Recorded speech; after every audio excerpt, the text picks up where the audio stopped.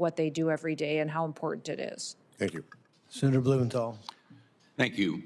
Secretary Noem, on May 5th, the Customs and Border Patrol, Border Protection, CBP, quietly rescinded, I'm not sure it's even been reported, their, quote, processing of pregnant and postpartum non-citizens and infants, end quote, policy, which was issued on January 28th, 2022, citing it as, quote, obsolete or misaligned with current agency guidance and immigration enforcement policies. That January 28th policy memorandum followed years of inadequate care documented by a report from the Inspector General of the Department of Homeland Security showing that the treatment of pregnant, postpartum, and nursing women and infants was just horrendously and horrifically inadequate. And a recent site visit by Senate Judiciary Committee staff confirmed that this problem is continuing, that pregnant women being detained do not have access to adequate health care. Do you agree or disagree that babies and pregnant women within CBP and ICE custody should receive care that are tailored to their specific needs? And why, in God's name, would that policy be rescinded providing that care? Well, Senator, I will look at the specifics of that policy and what was changed as of May 5th. I would say that everybody that's incarcerated or is brought into custody and is in a detention center is receiving appropriate care, and that we are making accommodations for individuals that have different physical situations or pregnancy. It's not happening. And so I will look at the specific policies as to why one of the requirements may have been changed or adapted.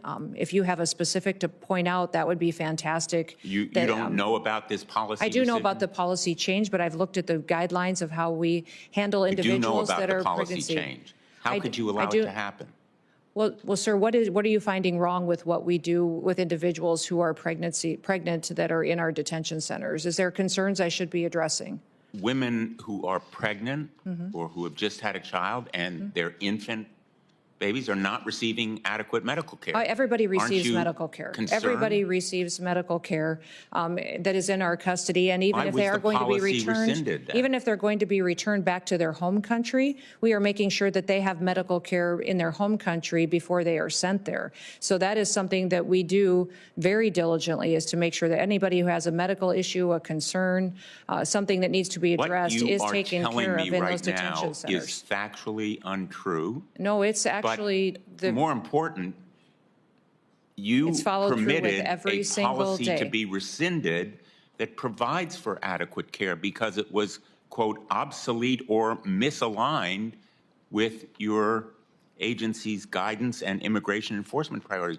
How can you sit here and tell us that caring for pregnant women or infants or women postpartum is misaligned with your priorities? Yeah, everyone who's in our care and in our detention centers receives medical care that is appropriate to them and their specific condition. Absolutely, that is happening. You're about to lose a fifth of your workforce in FEMA, correct?